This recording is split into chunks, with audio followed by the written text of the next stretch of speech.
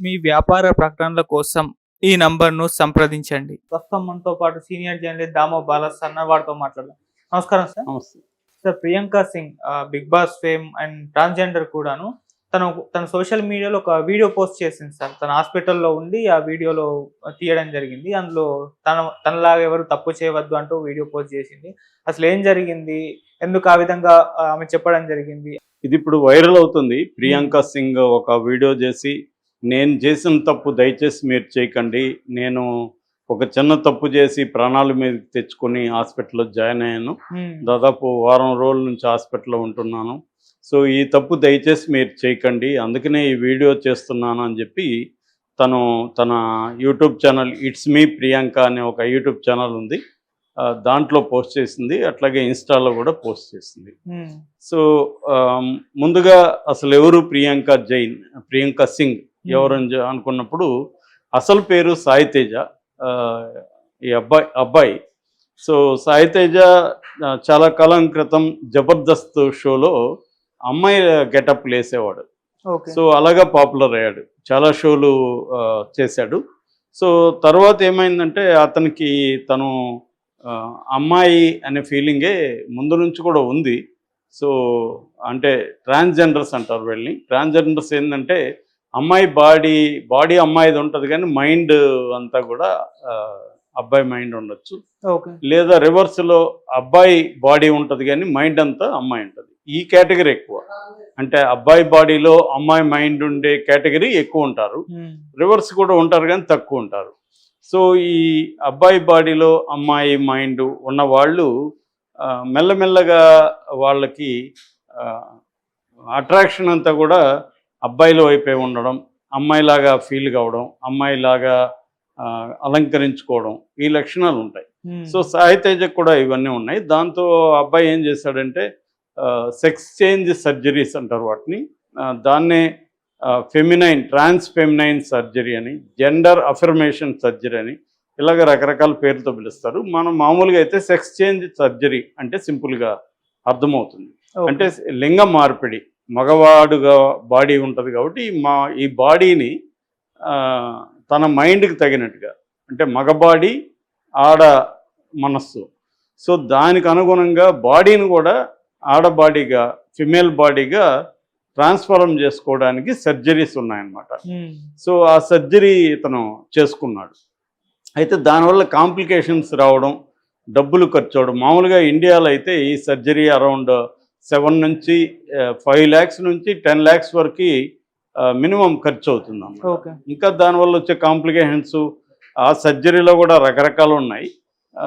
Advanced కూడా ఉన్నాయి దాంట్లో. మామూలుగా చెప్తున్నాను నేను. యావరేజ్‌లో 5 లక్షల నుంచి 10 లక్షల వరకు ఖర్చు అవుతుంది. హ్మ్. ఇంకా అమెరికా లాంటి వెస్టర్న్ కంట్రీస్‌లో వెళ్తే అడ్వాన్స్డ్‌గా మొత్తం కంప్లీట్ ట్రాన్స్ఫర్మేషన్ అయిపోతుంది. ఒక మగవాడనే ఫీలింగ్ కూడా ఉండదు ఇంకా.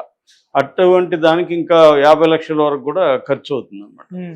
సో, ఈ సర్జరీ ఈ సాయి తేజ్ చేసుకొని ప్రియాంక సింగ్‌గా పేరు పెట్టుకున్నాడు. ప్రియాంక అని పెట్టుకున్నాడు. హ్మ్. సో, అప్పటి నుంచి ప్రియాంక లేడీ కాబట్టి మనం కూడా ఆమెగానే మాట్లాడాలి. ఓకే. సో, ప్రియాంకగా మారిపోయింది. మారిపోయిన ఆ ట్రాన్స్ఫర్మేషన్ ఉంది కదా! ఆ సర్జరీ ఆ తర్వాత ఏమైందంటే ఫైనాన్షియల్‌గాను దానికి ఖర్చు ఎక్కువ పెట్టేయడం వల్ల మొత్తంగా ఫైనాన్షియల్‌గాను బాగా దివాలా తీసింది. తర్వాత ఛాన్సులు పోయింది. గ్యాప్ వచ్చేసింది. వేరే వాళ్ళు వచ్చేసారు దాంట్లోకి. సో, కంప్లీట్‌గా చాలా రోజులు ఇబ్బందులు ఎదుర్కొనింది. ఆ టైంలో లక్కీగా 'బిగ్ బాస్ 5లో ఈ అమ్మాయికి ఛాన్స్ వచ్చింది. ఓకే. 'బిగ్ బాస్ 5లో వచ్చేసరికి 'బిగ్ బాస్ 5కి వెళ్ళింది.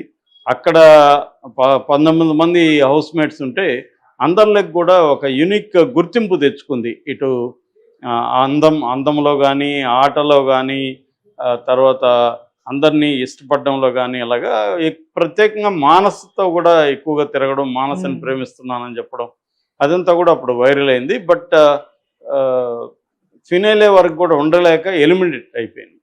సో, దాని తర్వాత అమ్మాయికి లక్కీగా బుల్లితెరలో తర్వాత కొన్ని సినిమాల్లో కూడా ఛాన్సులు వచ్చాయి. మన కోన వెంకట సినిమాలో కూడా వచ్చింది. హ్మ్.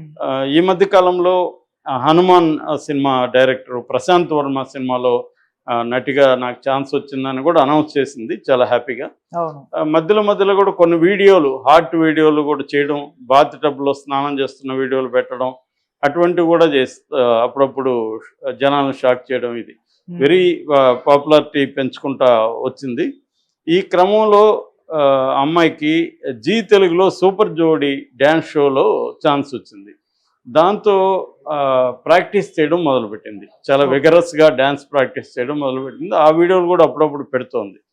ఈ క్రమంలో ఏమైందంటే తనకి సడన్గా హై ఫీవర్, వైరల్ ఫీవర్ రావడం, హాస్పిటల్లో జాయిన్ అవ్వడంతో అంతకుముందు ఏం చేసిందంటే ఈ షోలో పాల్గొనడం కోసం ప్రాక్టీస్ చేస్తుంది కదా, బాడీ పెయిన్స్ విపరీతంగా రావడం అవన్నీ జరిగింది అమ్మాయికి.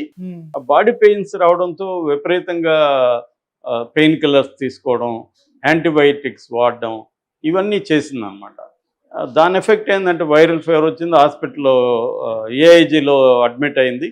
ఏఐజీలో అడ్మిట్ అయినాక చూస్తే లివర్ ఇన్ఫెక్షన్ అయింది, లివర్ టిష్యూస్ అంతా పాడైనాయి, కిడ్నీస్ కూడా కొంత దెబ్బతిన్నాయి, తర్వాత యూరిన్, బ్లడ్ ఇన్ఫెక్షన్ అయింది.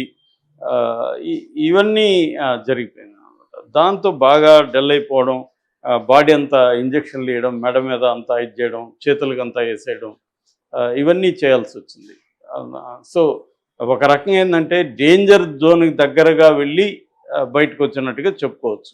సో హాస్పిటల్లో ఉన్నప్పుడే తనలాగా మిగతా వాళ్ళు కూడా ఇలాంటి తప్పులు చేస్తారేమో అని, సో నేను ఎలాంటి తప్పులు చేయకండి, ప్రాణాంతకం అవుతాయి ఇవి, సో మీరు వెళ్ళి మందుల షాప్లో పెయిన్ కిల్లర్ అడగడం, లేకపోతే మందుల షాప్లో పోయి మన జబ్బు చెప్తే వాడేది ఇస్తాడు యాంటీబయాటిక్, అది వేసుకోవడం, ఇవి రాంగు. ఎందుకంటే ప్రతి బాడీకి కూడా ఒక యునిక్ లక్షణాలు కానీ యునిక్ హిస్టరీ ఆఫ్ ఇల్నెస్ ఇవన్నీ డాక్టర్కి తెలిస్తే డాక్టర్ దాన్ని బట్టి ప్రిస్క్రైబ్ చేస్తాడు. అది కాకుండా మామూలుగా పెయిన్ కిల్లర్ అంటే పెయిన్ కిల్లర్ ఇచ్చేస్తారు వాళ్ళు, యాంటీబయాటిక్ అంటే ఏదో ఒకటి యాంటీబయాటిక్ ఇస్తారు, అవి వేసుకొని ప్రాణాంతకమైంది. అవి నేను అలా చేయడం వల్లే నాకు ఇది వచ్చింది. అందుకని డాక్టర్ల ప్రిస్క్రిప్షన్ లేకుండా మీరు నాలాగా చేయకండి, ఇబ్బందులు పడకండి అనేది చెప్పారు. ముఖ్యంగా కోవిడ్ తర్వాత ఏమైందంటే everybody is an expert except the expert. అంటే ఆ రంగంలో ఎక్స్పర్ట్లు తప్ప మిగతా వాళ్ళందరూ ఎక్స్పర్ట్లు అయిపోయారు. ఏమి చదవనోడు ఎక్కడ గూగుల్లో చూడడమో, లేకపోతే వాట్సాప్ యూనివర్సిటీలు అంటారు, వాట్సాప్లో వచ్చిన ఫార్వర్డ్స్ ఉంటాయి, అవి చూసేసి చెప్పేయడం, సో వీడియో అందరికీ ప్రిస్క్రైబ్ చేయడం, ఇది జరిగిపోతుంది ఈ మధ్యకాలం. అందుకే ఆ మధ్య ఎవరో ఒక డాక్టర్ కామెంట్ చేశాడు, నేను పశువుల డాక్టర్ అయ్యింటే బాగుండేది, వెటర్నరీ సైన్స్ చదువుంటే బాగుండేది, అనవసరంగా హ్యూమన్ డాక్టర్ అయ్యానంటే ఎందుకని అడిగితే పశువులు అయితే గూగుల్ చూడవు కదా సార్ అని అంటున్నాడు. అంటే అవైతే ఏమి చూడకుండా సైలెంట్గా ఉంటాయి, మనం వైద్యం చేయొచ్చు. వీళ్ళు అట్టగాదు, అన్నీ చూసి వీళ్ళకి తెలిసినట్టుగా మనం ఏదని చెప్తే ఇది కాదు డాక్టర్, ఆ మెడిసిన్ అయితే మంచిది కదా, నాకు వచ్చిన జబ్బు ఇది కదా, ఇలాగా వీళ్ళే మాట్లాడుతున్నారు. అంటే కొంత నాలెడ్జ్ తెచ్చుకోవడం మంచిదే బేసిక్గా, కానీ దాని ఆయా రంగాల్లో ఉండే ఎక్స్పర్టైజ్ ఉంటుంది కాబట్టి వాళ్ళని కూడా కొంత రెస్పెక్ట్ చేయడం, వాళ్ళ దీన్ని అర్థం చేసుకోవడం అవసరం. అది కాకుండా ఇప్పుడు గూగుల్లో ఏంటంటే ఒక జబ్బుకి 10 రకాల లక్షణాలు ఉంటాయి, సిమ్టమ్స్ ఉంటాయి. ఇదే సిమ్టమ్స్ 100 రకాల జబ్బులకు కూడా ఉంటాయి. కానీ దీంట్లో ఏది ప్రిడామినెంట్గా ఉంది, ఏది ఇంపార్టెంట్, ఇవన్నీ అర్థం చేసుకోవాలి. సెకండరీ సిమ్టమ్స్ ఏవి, ప్రైమరీ ఏవి, ఇవన్నీ తెలియాలంటే దాంట్లో వాళ్ళు కొన్ని ఏళ్ళ పాటు చదువుంటారు, ప్రాక్టీస్ చేస్తుంటారు, కొన్ని వందల వేల పేషెంట్లను చూస్తుంటారు. కాబట్టి they have predominant knowledge about these symptoms అన్నమాట. సో అది ఈ అమ్మాయి చెప్పింది. బేసిక్గా ఈ అమ్మాయి ఒక మంచి ఉద్దేశంతోనే చేసింది. అయితే ఇంకొక ప్రశ్నకి సమాధానం ఏంటంటే అసలు ఈ సెక్స్ సర్జరీ ఎలా ఉంటుంది అనేది ఎక్కువ మంది ఏం చేస్తున్నారంటే ఇండియాలో ఎక్కడికక్కడ సందుల్లో గొంతుల్లో కూడా డాక్టర్లు తయారైపోయి సెక్స్ సర్జరీ అంటే ఏం లేదా, మన పురుషాంగాన్ని కట్ చేసేయడం, కింద ఉన్న వాటిని కూడా కట్ చేసేయడం, దాన్ని క్లోజ్ చేయడం, ఇది సెక్స్ సర్జరీగా చలామణి అయిపోతుంది. దాంతో రూడ్గా చేస్తున్నారు, ప్రాపర్ అనస్థీసియా, ప్రాపర్ మెడికేషన్ ఏమీ లేకుండా రూడ్గా చేయడంతో చాలామంది చనిపోయిన సందర్భాలు ఉన్నాయి. దానివల్ల లైఫ్ లాంగ్ సైడ్ ఎఫెక్ట్లతో బాధపడే వాళ్ళు ఉన్నారు. అందుకని ఇవాళ కొన్ని తమిళనాడు గవర్నమెంట్ లాంటివి గవర్నమెంట్సే కూడా ఈ సెక్స్ సర్జరీకి సంబంధించి ఫ్రీగా వాళ్ళే ఏర్పాటు చేస్తున్నారు. అయితే ట్రాన్స్ క్లినిక్లు కూడా కొన్ని ఈ మధ్య వచ్చాయి. ఈ ట్రాన్స్ క్లినిక్లో ప్రధానంగా ఏం జరుగుతుందంటే బ్రెస్ట్ ఆగ్మెంటేషన్ సర్జరీ అంటారు. అంటే ఈ బ్రెస్ట్ని వాళ్ళు పెద్దగా స్త్రీలకు లాగా ఉండే విధంగా తయారు చేయడానికి అది ఒక సర్జరీ చేస్తారు. దాని తర్వాత ఫేషియల్ ఫెమినైజేషన్ అంటారు. అంటే మనం ఫేస్లో రీస్ట్రక్చర్ చేస్తారు, మొత్తం రీమోడలింగ్ చేసి అమ్మాయి ఫేస్ లాగా తయారు చేస్తారు. అట్లాగే హెయిర్ రాకుండా చేస్తారు అన్నమాట. అట్లాగే వాయిస్ ఫెమినైజేషన్, వోకల్ కార్డ్స్ని కొంచెం చేంజ్ చేస్తారు, చేసి ఆ పిచ్చిని పెంచడం అవన్నీ చేసి ఏం చేస్తారంటే ఫెమినైన్ వాయిస్గా మారుస్తారన్నమాట. ఇక ఆర్కిఎక్టోమీ అంటే ఇందాక చెప్పిన పీనస్ని కట్ చేసేయడం, వాటిని ఇది చేసేయడం, దాంతోపాటు అవన్నీ క్లీన్ చేసేసినాక వెజైనోప్లాస్టీ అంటారు. వెజైనోప్లాస్టీ అంటే వాళ్ళ ఫిమేల్ అంగాన్లాగా తయారు చేస్తారన్నమాట. దానికి క్లైటోరస్ ఉంటుంది, లేబియా మెజోరు, లేబియా మైనరా అని ఉంటుంది. ఈ వెజైనా అని వాళ్ళు ఇది చేస్తారు. దీంట్లో జెనిటల్ మగవాళ్ళకు ఉండే ఈ జెనిటల్ టిష్యూస్ని ఇది చేసుకుంటారు అన్నమాట. అట్లాగే ఎరిత్రా ఉంటుంది, దాన్ని కట్ చేస్తారు. ఇటువంటివి అంటే ఫిమేల్ బాడీ పార్ట్స్ని తయారు చేస్తారు. సో ఇలాగా కంప్లీట్గా మగ బాడీని కంప్లీట్గా ఫిమేల్ బాడీగా స్త్రీల శరీరంగా మారి చేస్తారు అన్నమాట. అందుకే మనం కొంతమందిని చూస్తే వాళ్ళు ట్రాన్స్జెండర్స్ అంటే మనం నమ్మలేము, విమెన్ అనుకుంటాం. ఎందుకంటే వాళ్ళు వాయిస్ దగ్గర నుంచి ఫేస్ దగ్గర నుంచి అన్నీ కూడా ఇలాగ ట్రాన్స్ఫర్మేషన్ అయిపోయి ఉంటుంది. దీన్ని జెండర్ అఫర్మేషన్ సర్జరీ అని పిలుస్తారు అన్నమాట. సో జనరల్గా ఇలా చేసుకుంటారు. బట్ ఇండియాలో ఇంత అడ్వాన్స్డ్గా ఇప్పుడిప్పుడే వస్తూ ఉంది. మామూలుగా అయితే వాళ్ళు మగ వాళ్ళ పార్ట్స్ని కట్ చేసేయడమే సెక్స్ సర్జరీ అని చాలామంది చేయించుకుంటారు. కాకపోతే ఏంటంటే కొద్దిగా డబ్బులు ఖర్చు పెట్టి మంచి హాస్పిటల్కి వెళ్ళి చేస్తే నీట్గా వాళ్ళు ఫిమేల్గా మారిపోయి వస్తారు. బట్ దీనివల్ల సైడ్ ఎఫెక్ట్స్ కొంతమందికి ఉండే అవకాశం ఉంది. బాడీలో ఏంటంటే ఈస్ట్రోజన్ హార్మోన్ కూడా ఎక్కిస్తారనమాట. మామూలుగా ఆ ఈస్ట్రోజన్ హార్మోన్ల వల్ల హార్మోనల్ చేంజెస్ ఇవి రావడం, దానివల్ల సైడ్ ఎఫెక్ట్స్ కూడా వస్తాయి అన్నమాట. అందుకని పోస్ట్ ఆపరేటివ్ కేర్ కూడా తీసుకోవాల్సి ఉంటుంది అన్నమాట.